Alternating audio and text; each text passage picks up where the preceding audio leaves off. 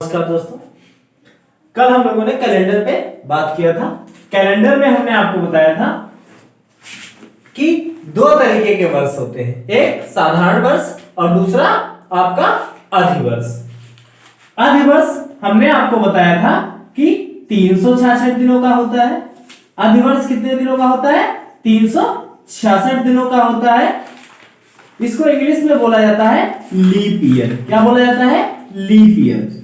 आप सबको पता है कि कई बार क्या होता है कि आपके एग्जाम में ये लीप ईयर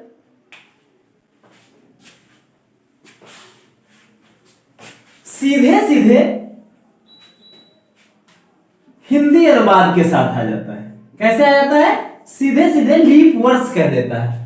अधिवर्ष को अधिवर्ष ना कह के सीधे क्या कह देता है? लीप वर्ष कह देता है। कोई दिक्कत नहीं, लीप या जो भी कहेगा आपको यह समझ के रखना है कि 366 दिन का होता है। साधारण वर्ष, जनरल ईयर। जनरल ईयर के बारे में हमने बताया था आपको कि यह 365 दिनों का होता है। फिर हमने आपको बताया था कि विषम दिन निकालने के लिए आप क्या करेंगे? कुल दिनों की संख्या को, विषम दिन निकालने के लिए क्या करेंगे? कुल दिनों की संख्या को आप 7 से भाग कर देंगे। कुल दिन बटे 7 और जो शेषफल प्राप्त होगा वह शेषफल आपका क्या होगा? विषम दिन की संख्या होगी।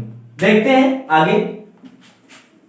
अब हम लोग ये देखेंगे कि मान लीजिए आपको पूरे 100 वर्ष में विषम दिनों की संख्या निकालनी है। कितने वर्ष में? 100 वर्ष में। तो 100 वर्ष में आप सबको पता है कि हर 4 वर्ष बाद क्या आता है? लीप ईयर आता है। तो 4 से भाग कर देंगे। 4 से भाग कर देंगे तो 24 चौको 96। लेकिन आपके दिमाग में आता है कि भाई नहीं, 25 चौके 100 होता है, 25 से तो भाग चला जा रहा है। देखते हैं क्या दिक्कत है, क्यों ऐसा होता है। आपको मैंने बताया कि वर्ष 2 प्रकार के होते हैं। पहला मैंने बताया साधारण वर्ष। क्या बताया? साधारण वर्ष। दूसरा मैंने बताया लीप वर्ष।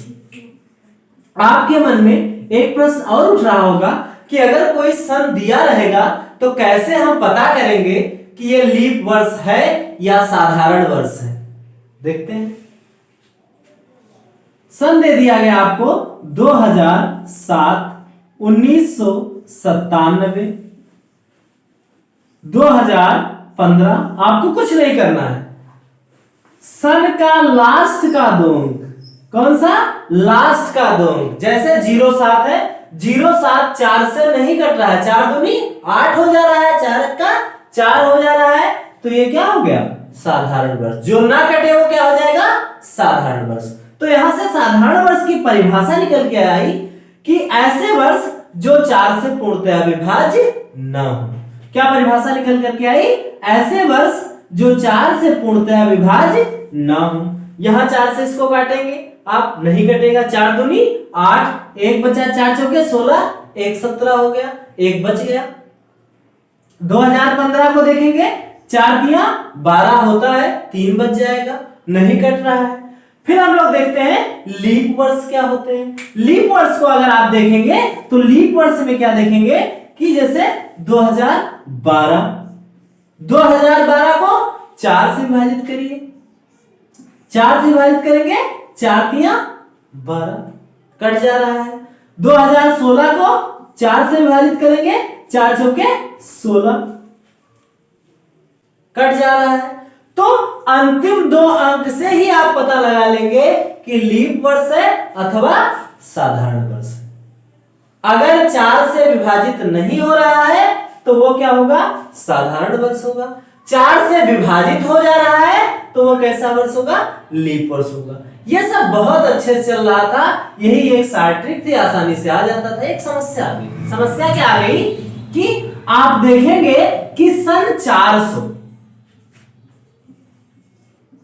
सन 500, सन 700, सन 900, ये सब वर्ष ऐसे वर्ष हैं जो 4 से तो डिविजिबल है, लेकिन इसके बावजूद भी इन्हें क्या रखा गया? साधारण वर्ष की श्रेणी में रखा गया। क्यों रखा गया? देखते हैं। आप सबको पता है कि जो मौसम चेंज होता है वो पूरे एक वर्ष के दौरान होता है, 1 ईयर के बाद होता है। कैसे? अभी जनवरी चल रही है और ठंडक कब आएगी? अभी 1 साल बाद आएगी। क्यों? क्योंकि पृथ्वी सूर्य का चक्कर लगाती रहती है। क्या करती रहती है? पृथ्वी सूर्य का चक्कर लगाती रहती है। तो पृथ्वी का जो लोकेशन सूर्य के डिफरेंट पोजीशन पर होता है उसी के अनुसार मौसम चेंज होता है। मान लीजिए पृथ्वी का ये हिस्सा है, तो यहां क्या होगा? इस हिस्से में क्या होगी? ठंडक होगी। ठीक, अब ये भूगोल का विषय है, ये हमारा विषय नहीं है, इसको हम भूगोल में सीखेंगे। हमारा विषय ये है कि भाई पृथ्वी सूर्य का चक्कर लगाती है, तो इसका क्या मतलब है? हाँ, मतलब है पृथ्वी सूर्य का चक्कर 365 दिन 5 घंटे 48 मिनट और 47.5 सेकेंड में लगाती है।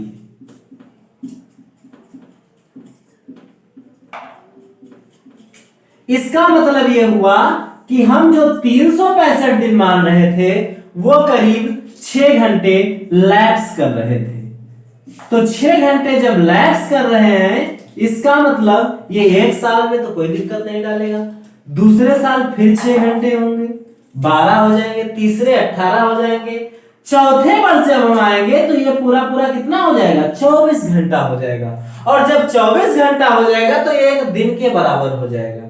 तो इसीलिए दोस्तों 24 घंटा जब 1 दिन के बराबर हो गया तो हम लीप ईयर मनाने लगे और लीप ईयर में 1 दिन जोड़ देने लगे। किसमें जोड़ा जाता है? फरवरी में। तब फरवरी कितने की होती है? 29 दिनों की होती है। तो हम चौथे वर्ष लीप वर्ष मना रहे थे, ये समस्या सॉल्व हो रही थी। लेकिन एक दिक्कत आई, ये यहां भी पूरी तरीके से सॉल्व नहीं हुआ। क्या? कि इसको अगर हम दिन में कन्वर्ट करें तो ये आपका लगभग इतने दिन हो जाता है, 0.2422 दिन हो जाता है। कितना हो जाता है?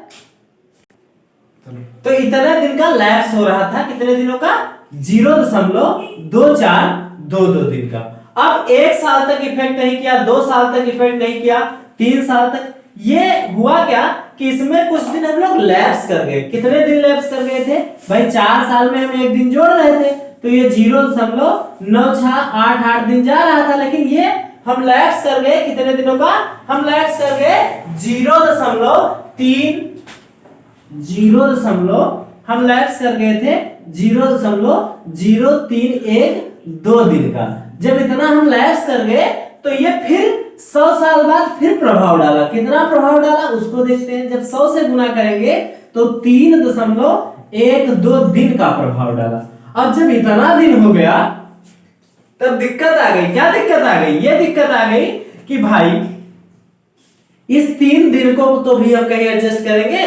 तब एक नया नियम लागू किया गया। नया नियम क्या लागू किया गया कि इन 3 दिनों को सेट करने के लिए फिर परिभाषा बदली गई साधारण वर्ष की और लीप वर्ष की।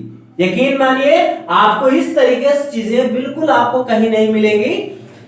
तो फिर क्या नियम बनाया गया? नियम यह बनाया गया कि अगर लीप वर्ष की परिभाषा हम क्या पहले पढ़ते थे? हम पढ़ते थे कि वह वर्ष जो 4 से पूर्णतया विभाज्य हो। इसी में जोड़ दिया गया वह वर्ष जो 4 से पूर्णतया विभाज्य हो।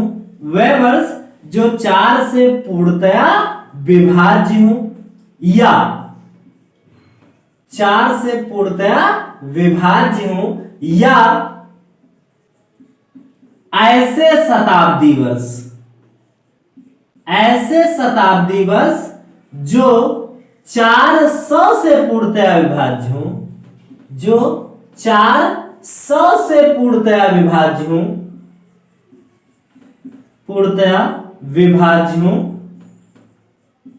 विभाज्य हो लीप वर्ष कहलाते हैं। लीप वर्ष कहलाते हैं। तो अब जब यह कैटेगरी बनाई गई, यह नियम बनाया गया, तो इसमें क्या क्या आया उसको देखते हैं। जो सन 100 200 हम पहले क्या मान रहे थे, 300, इनको जो हम लीप वर्ष मानते थे, अब ये सब क्या हो गए, सामान्य वर्ष हो गए। क्यों? क्योंकि न 100 400 से कट रहा है, न 200 कट रहा है, न 300 कट रहा है। भाई नया नियम जो बना वो यही तो था कि ऐसे शताब्दी वर्ष जो 400 से पूर्णतया विभाज्य होंगे उन्हीं को लीप वर्ष कहा जाएगा। तो लीप की श्रेणी से क्या हुआ, ये हट गया। ठीक, तो नया नियम क्या बना कि ऐसे शताब्दी वर्ष जो 400 से पूर्णतया विभाज्य हो उन्हीं को हम क्या कहेंगे, लीप वर्ष कहेंगे। क्लियर? देखते हैं। अब सन 100 आपका आया, सन 100 400 से क्योंकि विभाजित नहीं था इसलिए इसको लीप वर्ष नहीं माना जाएगा, सामान्य वर्ष माना जाएगा। सेम कंडीशन 200 का, सेम कंडीशन 300 का। तो 3 जो हम एक्स्ट्रा दिन ले लिए थे जिसके कारण कैलेंडर हमारा खराब होने वाला था, वो 3 दिन हमारे सेट हो गए। इस प्रकार यह नई परिभाषा अस्तित्व में आ गई। अब हम लोगों को परिभाषा क्या जाननी है साधारण वर्ष और लीप वर्ष की? यह परिभाषा जाननी है कि साधारण वर्ष की स्थिति में हम क्या करेंगे, या वो 4 साधारण वर्ष में क्या करेंगे जो 4 से नहीं विभाज्य होगा, 400 से नहीं विभाज्य होगा। लीप वर्ष में क्या करेंगे जो 4 से विभाज्य हो और 4 से नहीं विभाज्य हो। तो सब कुछ भूल के आपको केवल एक चीज याद रखनी है, कोई सन दिया है, मान लीजिए दे दिया 2004, सन 200, सन 1998, सन 700, सन 1200, सन 1500, ऐसे सन दे दिया आपको। आपको केवल एक बात ध्यान रखनी है, हमारी अंतिम 2 अंक देखेंगे। अंतिम 2 अंक अगर 4 से विभाज्य हो रहा है तो दिया गया वर्ष क्या होगा, लीप वर्ष होगा। कैसा वर्ष होगा, लीप वर्ष होगा, अगर अंतिम 2 अंक 4 से विभाज्य है। लेकिन अगर दिया गया वर्ष शताब्दी वर्ष है तो शताब्दी का सीधा सा मतलब है कि वह 100 का गुणज होगा, और 100 का गुणज होगा तो अंतिम 2 अंक क्या होंगे, शून्य होंगे, मतलब 0 0 होंगे। अगर अंतिम 2 अंक 0 0 है तब वह 4 से ना करके 400 से विभाज्य करेंगे। जैसे हम 4 से विभाज्य करते थे, 4 से यहां विभाज्य करिए। जैसे आपको 2 0 दिखे, 2 0 तुरंत यहां भी बढ़ा दीजिए। ये 2 0 कट गए। देखिए 2 4 से नहीं विभाज्य हो रहा है, इसलिए इसको हम क्या कहेंगे, साधारण वर्ष कहेंगे। 1998 में 0 नहीं दिखा, किससे विभाज्य करना है, 4 से विभाजित नहीं हो रहा है, इसलिए कैसा वर्ष है, सामान्य वर्ष है। सन 700 में जैसे 00 दिखा, 4 के बाद 00 बढ़ा दीजिए, 0 से 0, 0 से 0 कैंसिल हो गया, 4 के पाड़े 7 नहीं आता है, इसलिए क्या होगा, सामान्य वर्ष होगा। सन 1200 को आप 00 देखे, तुरंत 00 बढ़ा दीजिए, 0 0 कैंसिल हो जाएंगे आपस में, 4 3 12 हो रहा है, इसलिए क्या हो जाएगा, लीप वर्ष हो जाएगा। 1500 में आप देखेंगे, 1500 में तुरंत क्या बढ़ाइए, 00 बढ़ा दीजिए, 0 0 आपस में कैंसिल हो गए, 4 3 12, 4 चौके 16, 15 ही है, 4 के पहाड़े नहीं आता है, इसलिए कैसा वर्ष हो गया, सामान्य वर्ष हो गया। तो मैं कुछ क्वेश्चन दे रहा हूं, उनको आप लोग करिएगा, कमेंट के माध्यम से हमको जरूर रिप्लाई करिएगा। निम्न में से प्रश्न कुछ इस प्रकार पूछा जाता है, निम्न में से कौन सा लीप वर्ष नहीं है। प्रश्न क्या पूछेगा, निम्न में से कौन सा लीप वर्ष नहीं है। एग्जाम्पल आपको ऑप्शन दे दिया जाएगा, 2007, सन 800, सन 200, सन 1998,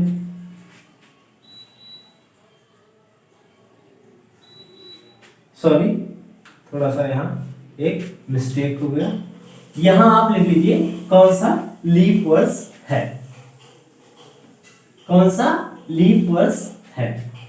आपको 4 ऑप्शन दिए गए, 2007, 800, 200, 1998। फिर आपसे पूछ लिया गया निम्न में से कौन सा लीप वर्ष नहीं है, निम्न में से कौन सा लीप वर्ष नहीं है, निम्न में से कौन सा लीप वर्ष नहीं है, लीप वर्ष नहीं है।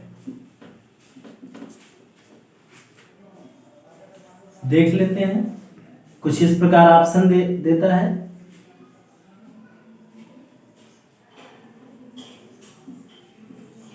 दो हजार 2012, 1992,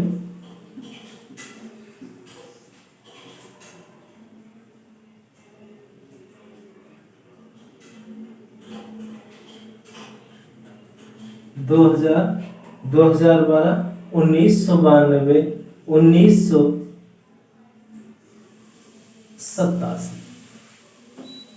ये क्या पूछ रहा है, निम्न में से कौन सा लीप वर्ष नहीं है।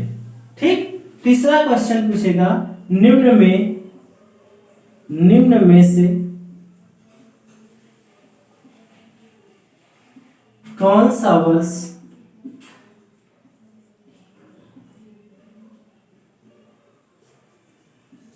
366 दिनों का होगा। ये आपसे केवल आपको कंफ्यूज करने की कोशिश कर रहा है। 366 जैसे दिया, आपको तुरंत समझ जाना चाहिए कि ये लीप वर्ष के बारे में पूछ रहा है। लेकिन कई बार क्या होता है, क्वेश्चन को घुमाने के लिए थोड़ी सी भाषा परिवर्तित कर दी जाती है। अब आपको ऑप्शन दे देगा 2007, 2010, 2018 और डी ऑप्शन आपको दे देगा 2012। कमेंट के माध्यम से आप लोग जरूर बताइएगा। हम अपने 2 मित्रों का बहुत बहुत आभार व्यक्त करते हैं। एक जिसने फेसबुक पर हमें शेयर किया, और हमारे मिश्रा जी जिन्होंने बहुत सारे जगह वीडियोस को शेयर किया।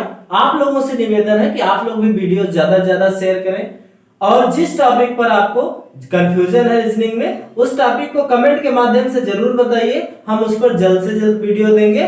प्लीज हमारे चैनल को सब्सक्राइब करिए, शेयर करिए ज्यादा से ज्यादा लोग।